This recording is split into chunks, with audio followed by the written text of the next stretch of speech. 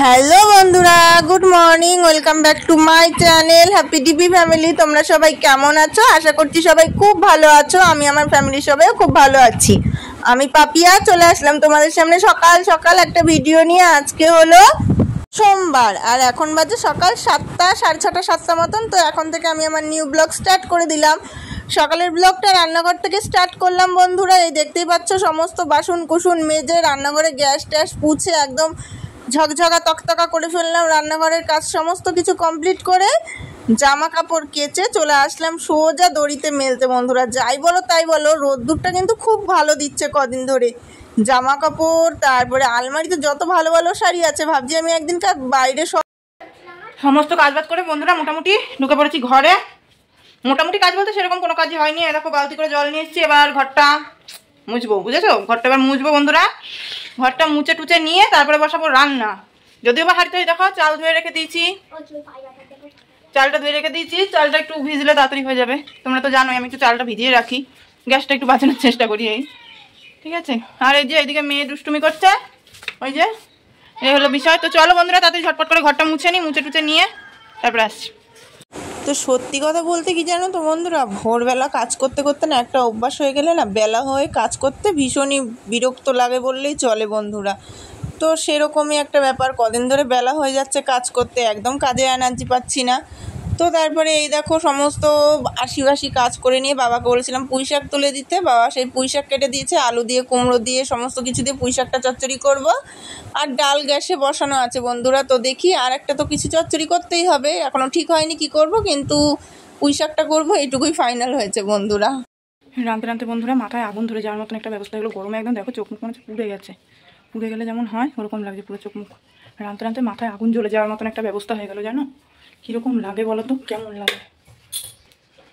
রাঁধতে রাঁধতে গ্যাসটা শেষ হয়ে গেছে। ডালটা হয়ে গেছে অবশ্যই, দেখো ডাল হয়ে গেছে, ভাত হয়ে গেছে, পুঁই শাকের তরকারিটা বসিয়েছিলাম আর মাছ ঝালটা করতাম।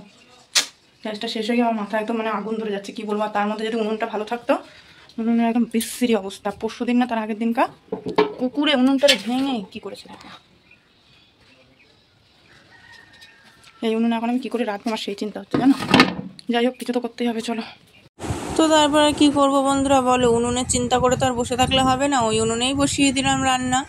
তো রান্না টান্না শেষ করে নিয়ে তারপর আমাদের তিশামণি এসছে চুল কাটতে। তিশামণি বলছে কাকি একটু চুলগুলো কেটে দাও, সমান করে দাও। ও অবশ্য আমার কাছেই চুল কাটে, পার্লারে সেরকম একটা কখনোই যায় আমি দেখি না, কিন্তু আমার হাতে চুল কাটে। ওর নাকি মনে হয় আমার হাতে চুল কাটলে নাকি ওর চুলগুলো তাড়াতাড়ি বড় হয়। জানি না বন্ধুরা আদৌ কতটা সত্যি, কিন্তু এই কথাটা আমাকে আরও অনেকে বলেছে, কারণ আমি পাড়ার অনেকের চুলই কাটি আমার হাতে। তো সবাই একই কথা বলে যে পাপিয়া তোমার চুল মানে তুমি তোমার হাত দিয়ে কাটলে চুল অনেক তাড়াতাড়ি বেড়ে যায়। তো যাই হোক এটুকুই অনেক, মানুষের মুখে ভালো লাগা ভালোবাসাটুকু থাকলেই হলো। তো তিশামণি বলছে পুজোর আগে সেহেতু চুল ও বড়ো করতে চাইছে, তাই ও অন্য আর কোনো কাট দেয়নি, শুধু সমান করে কাটলো। কিন্তু আমি পারি লেয়ার কাট কাটতে পারি, স্টেপ কাট কাটতে পারি বন্ধুরা, ভি কাট কাটতে পারি। এগুলো আমি একা একা শিখেছি বললেই চলে। আমি কিন্তু কখনো পার্লারে ট্রেনিং দিইনি, কিন্তু একা একা ওই যে চেষ্টায় বলে না, চেষ্টায় মিলাই বস্তু তর্কে বহুদূর, সেরকমই একটু চেষ্টা করেছি, পেরেছি, মোটামুটি ভালোই পারি। তো এই হলো গিয়ে বিষয় বন্ধুরা। তো নিজের চুলে অবশ্য পারি না, কিন্তু অন্যের চুলে লেয়ার কাট স্টেপ কাটগুলো দিতে পারি। তারপরে বন্ধুরা সোজা স্নান ধান করে চলে আসলাম ঘরে। এই যে পুঁটি মাছ দিয়ে আলু দিয়ে তরকারি করেছিলাম, পুঁই শাকের তরকারি, আর করেছি হলো গিয়ে মুসুরির ডাল, টমেটো মানে কুচি কুচি করে কেটে একটু ঘন করে ডাল করেছি বন্ধুরা। আর কিছু করিনি, এই রান্না হয়েছে দুপুরে। তো তারপরে আর কি বন্ধুরা, এই যে বরমশাই চলে যাচ্ছে কাজে, খেয়ে দিয়ে নিয়ে এবার বিকালবেলা বাবু মশাই বেরোলো কাজে, বরমশাই। তো এই যে এবার আমাদের গাড়িটা রয়েছে শোরুমে, জানি না কবে আনবে, খারাপ হয়ে গেছে তো তার জন্য।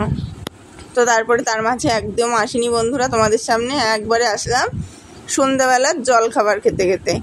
তো টিফিন খেতে খেতে যে যেটা বলো আর কি, তো সেটাই। তো এই দেখো দেখতে পাচ্ছ খাচ্ছি হলো গিয়ে 7 আপ খেতে খেতে আসছি তোমাদের সামনে। এদিকে তিশামণির সাথে একটু কথা বলছিলাম, আর একদিকে খাচ্ছিলাম, আর এদিকে ভিডিওটা অন করে রেখেছি। এই হলো গিয়ে বিষয়, বুঝলে বন্ধুরা। তো যাই বলো না কেন 7 আপ তো আমি খাচ্ছি ঠিকই, কিন্তু আমি সেরকমভাবে খেতে পারি না, কারণ আমার নাক মুখ থেকে কেমন ঝাঁঝ ওঠে, আমি খেতে পারি না, আমার ভীষণই কষ্ট হয়। সেই কারণে আমি খাওয়ার চেষ্টা করি না, আমি কাপে করে গ্লাসে করে একটুখানি নিই, না খেলে না তাই। তো যাই হোক বন্ধুরা, চলো আজকের মতন tata, bye bye, good night বলে দিচ্ছি তোমাদেরকে। আবার দেখা হবে নতুন একটা ভিডিওর সাথে। ততক্ষণ তোমরা খুব ভালো থেকো, সুস্থ থেকো, আর সদা সর্বদা হ্যাপি ডিভি ফ্যামিলির সাথে যুক্ত থেকো। তোমরা আমার ভিডিওগুলো তোমাদের কীরকম লাগে না লাগে অবশ্যই কমেন্ট করে জানিও। তোমাদের কমেন্ট পড়তে আমার কিন্তু খুব ভালো লাগে, জানো তো বন্ধুরা। তোমাদের কমেন্ট পেলে আমি সমস্ত কমেন্টে রিপ্লাই দেওয়ার চেষ্টা করি, আবার লাভ রিয়াক্ট তো দিই, কিন্তু তোমাদের কমেন্ট পড়লে, তোমাদের ভালোবাসা, এত ভালোবাসো আমাকে, সেটা দেখলে আমার আরও ভিডিও করার উৎসাহ বেড়ে যায়। সত্যি বলছি বন্ধুরা, এরকমভাবেই তোমরা একটু আমাকে ভালোবাসা দিও, একটু উৎসাহ দিও, আমি যেন ভিডিও করে তোমাদেরকে ভালো লাগাতে পারি, ব্যাস এইটুকুই চাওয়া। তো যাই হোক, অনেক কথা বলে ফেললাম, ঠিক আছে। তো চলো আজকের মতন টাটা বন্ধুরা সবাই। কি তো এই হলো বিষয়। তো এদিকে টিশামণিও ও আবার খুব ভালোবাসে বন্ধুরা, আর এইদিকে আমি বারবার গলা ছাড়ছি, কেউ কিছু মনে করো না প্লিজ, কেননা গলাটা খুবই ব্যথা, তার জন্য বারবার গলা ছাড়ছি আর কি। তো সবাইকে গুড নাইট বলে দিচ্ছি, সবাই ভালো থেকো, ঠিক আছে। আর এইভাবেই তোমাদের পাপিয়া দিদিকে ভালোবেসো, পাপিয়া দিদির পাশে থেকো, এরকমভাবেই সাপোর্ট করে যেও। আমিও তোমাদের পাশে সমস্ত সময় আছি, ছিলাম, থাকবো, তার জন্য আমাকে একটু সময় দিও, ঠিক আছে। সাথে সাথে তো সম্ভব না।